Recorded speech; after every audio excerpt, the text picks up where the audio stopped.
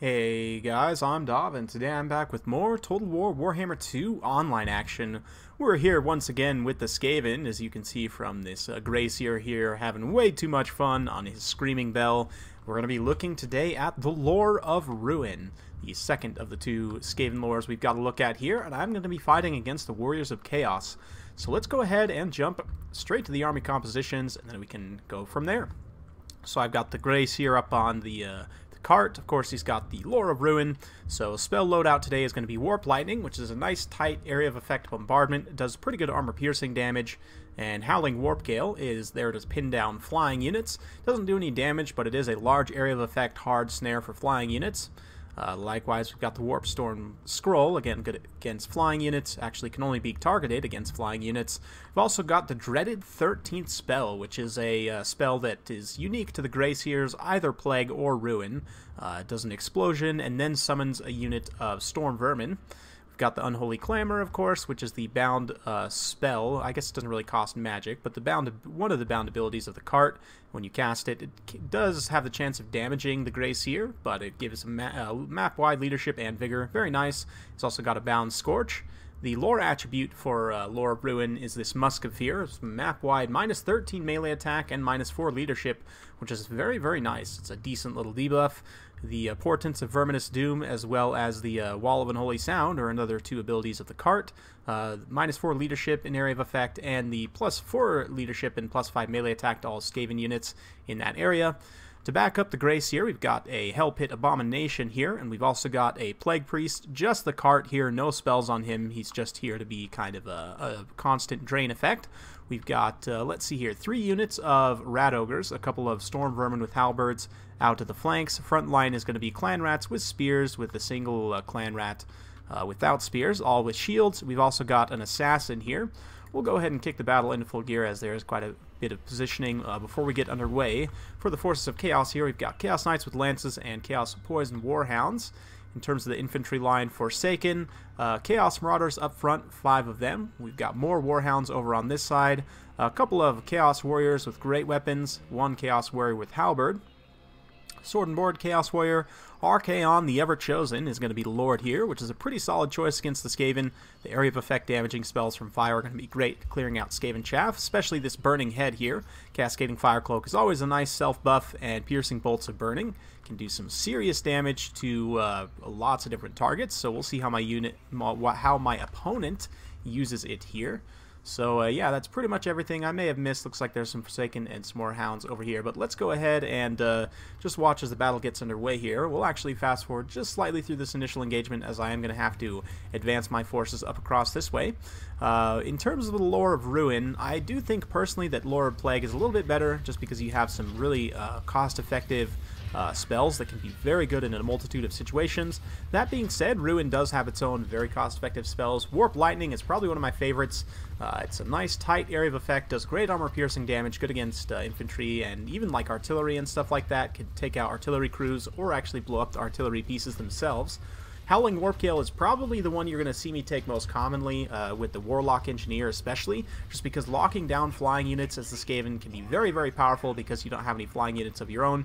You can see we're going to get the mainline engagement underway here. These Clan Rats about to be engaging with some Marauders here, and the Marauders are going to look like they're going to back up a little bit. It's actually going to be favorable for my opponent to try and push forward here and not have to take a downhill engagement. You can see the Rat Ogres and the Clan Rats coming in here, though, doing some nice initial shock damage. Likewise, this Gracier is going to do some decent damage on his cart. Of course, the cart animations are pretty hard to deal with, so more Rat Ogres coming in here, and the Storm Vermin sweeping up the flanks here. I didn't see any of the forces over in this forest here, but we were able to shatter that, not shatter, but break through that Marauder fairly quickly. Likewise, this Chaos Warrior in the center is now being monster mashed a little bit by, we've got Rat Ogres in here, the Hell Pit Abomination. And man, I just love the animations are kind of hard to deal with, but I love the fact that he's just up on this bell, just having a grand old time. You saw that Piercing Bolts of Burning came in, did quite a bit of damage to those Storm Vermin actually, and now the Forsaken and Hounds are turning the flank up here. So although we are breaking through this side, more Chaos Forces pouring down this way. So so far a very even engagement, if slightly in my favor here. But looks like we're going to be calling up something there. So yeah, there's the dreaded 13th spell. So you see it did a huge explosion there, did quite a bit of damage to the Chaos Warriors, and now summoned up another unit of Storm Vermin here. So when you cast that spell, it'll have you know, the template, and then the unit will kind of pop up right here, right? You want to put this template on top of an enemy unit, because that's where the explosion is going to be for that dreaded 13th spell. So you want to make sure that that little circle template is on top of your enemy unit, and then the Storm Vermin will actually pop up behind the enemy unit to then initiate a rear charge. You can see between the shock damage and the rear charge, it's enough to put these guys in terror range, so the Hell Pit Abomination there actually does terrify them away. Archaon himself is still in here fighting. You can see him swatting down Storm Vermin without too much trouble. Archaon, especially if he gets that self-buff fire damage, will do a lot to this Hell Pit Abomination here. You can see him calling in more Piercing Bolts of Burning, though only on some Clan Rats, considering it's a relatively expensive spell. That being said, he's just trying to clear out as much of my chaff as possible, and it is getting to be a pretty big issue. My single model entity units are all just fine. The Assassin is trying to go after Archaon here, but that's not going to be, honestly, a super easy fight for him. Balance of power started to turn slightly in my favor here as we're able to wrap up some engagements, but the Chaos Knights and the Warhounds still very healthy with some Forsaken over on this flank. These Storm Vermin are holding out as best they can, but at the end of the day, Storm Vermin don't have the best combat stats. There are a lot of them, but they have good armor, decent weapon strength, but just relatively mediocre combat stats. So they are still holding up alright for now, but the main tail of the tape here is this Greyseer Lord Ruin, and as we start to get into this late game engagement where you have lots of these little pockets of Chaos Warriors, we're going to start to really take advantage of that Warp Lightning in order to get some nice bombardments on these tight little area of effect, blobs here. Yeah, looks like something going on down there. That was actually the Scorch. So this guy's Bound Scorch you can actually cast away, as opposed to the Grace or the Plague Priest on his Furnace. You can only cast that Plague Breath, right next to the Plague Furnace itself. We'll grab some cinematic action as the Greyseer fights in here against these Chaos Warriors who are getting impaled on the front of that nasty little cart there. Oh man, that guy just lost his head there to that thing. So pretty brutal, all things considered. But yeah, you can see that Chaos Forces are starting to pull a little bit back here. The Storm Vermin here is now shattered, and a lot of my infantry is crumbling away. There's not too much number support here, but the Greyseer, who had overchased way over here, is now coming back. We're going to be unifying all together and trying to start to just drain things out a little bit here. This nice blobbing around these single model entities, of course, will mean that I'm going to get a really effective drain here. And now we're bringing in the Warp Lightning right on top of the Greyseer, actually, as he pulls in here. So a beautiful cinematic shot, just destroying my frame rates ever so slightly. So yeah, that shock damage again and the rear charge is going to be enough to terrify these guys away. So all these guys terror routing here. Now it's all of a sudden looking pretty doable for the Skaven. The Assassin's still online. There are plenty of Forsaken here, though, and they're immune to Psychology, so we're going to have to beat them the old-fashioned way. You can see the Assassin scampering after Archaon, just determined to get his paws on him. But again, the Assassin is not going to necessarily be great there. The Chaos Knights with Lances coming in, getting a nice little charge here on this Hell Pit Abomination. So far, so good. His balance of power is coming back slightly in my favor here. And it does look like a Cascading Fire Cloak going down on those Chaos Knights with Lances to give him a bit more melee defense. And here Archaon's going to call down the Piercing Bolts of Burning, which, although you would think it's good against a blob of units, because this Hell Pit Abomination is #1 weak to fire and also a very large target, the majority of these missiles are actually going to make contact here. He does kind of finish off his own Chaos Knights there, but makes some effective contact and actually does some pretty solid damage to the Hell Pit Abomination. So personally, I wouldn't have thought to use that Piercing Bolt of Burning against a Hell Pit, but it actually does a pretty substantial amount of damage. So a nice play there from Archaon, but at this point the balance power is turning more decisively in my favor. These Chaos units, a lot of them that are left, are not immune to Psychology, and the Terror is becoming a pretty big issue, especially when they get close to this kind of a Death Star here. They're going to start to get drained away, and it'll be pretty rough for them to try and come back from. So Greyseer still having a grand old time up on his bell here. Going to be just riding dirty all through the battlefield here, bringing down one more Warp Lightning just to try and finish things off. And it is pretty much going to be GG for the Warriors of Chaos and a victory for the Skaven. So well played to my opponent. Hope you guys enjoyed watching that battle. Still about a minute left or so, so we'll grab some cinematics as these guys kind of tie things up here. But yeah, Personally, I like the lore of Plague a little bit better, but the Grey Seer, at least, with the lore of Ruin, especially if you bring him on the cart, you bring the dreaded 13th spell, you can definitely put out a lot of armor-piercing area of effect damage, so it can be pretty effective in that way against armored infantry factions, you know, like Chaos, certain elf factions, and more. Looks like another Piercing Bolts of Burning going to be coming down from Archaon there, dropping right on top of that Hell Pit Abomination, so maybe... Oh, there it is, wow. Yeah, right on top of him, so very effective damage. Actually procs the Too Horrible to Die there for the Hell Pit Abomination, so just about finished him off. But Archaon, unfortunately, doesn't have any more HP or will to fight here, and actually goes down just in this utter gangbang. You can see Dorgar's head there. Archaon somewhere in this mess. I'm not exactly sure, but stuck under the Plague Furnace at the moment. But yeah, very fun battle. Hope you guys enjoyed watching. It's always a fun time to take the Rat Boys out for a grand old party. So in terms of the army breakdown there, you can see the animations allow that Grey Seer, you know, between the animations and the spells, he got quite a few kills. A very effective play there. 118 from the Plague Priest as well. Of course, that Drain is very, very powerful.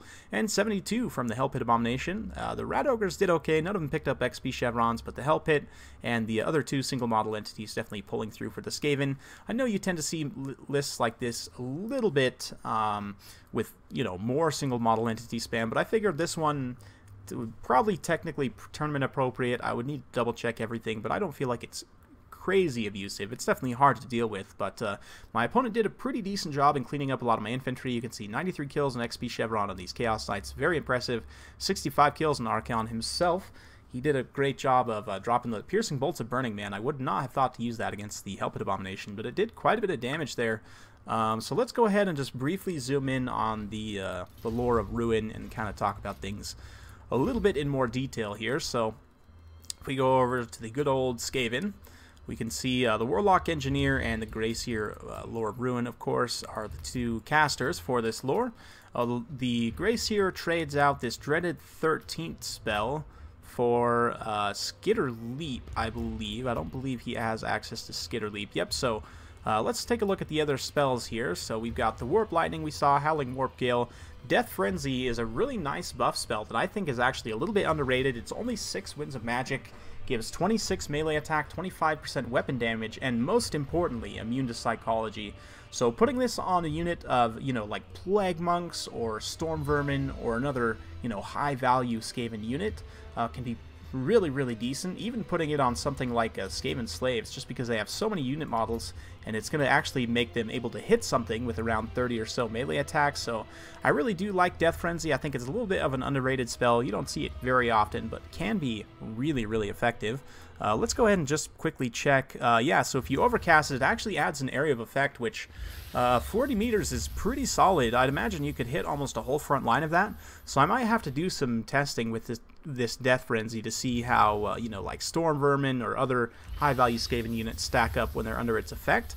I definitely like this spell. Do think it's underrated. Scorch is a breath-type spell. It's an aimable breath-type spell. It's really weird in that it has a very long but narrow cone. I'm honestly not the biggest fan of it.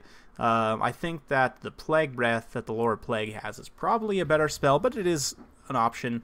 Skitter Leap is similar to the Night Shroud spell from the Lord Littlebog, which we'll be taking a look at on another day. It basically gives you 24% speed and stock on a unit, which can be interesting. It's not the craziest, most useful spell in the world, but it lasts a long time, 75 seconds. So, for example, if you have like Quick Head Taker or a Bonebreaker Lord or someone else that can't hide, like Tretch can, you can cast this on them and try and get out of a bad situation. Or, you know, if you're trying to sneak a unit around the flanks or whatever.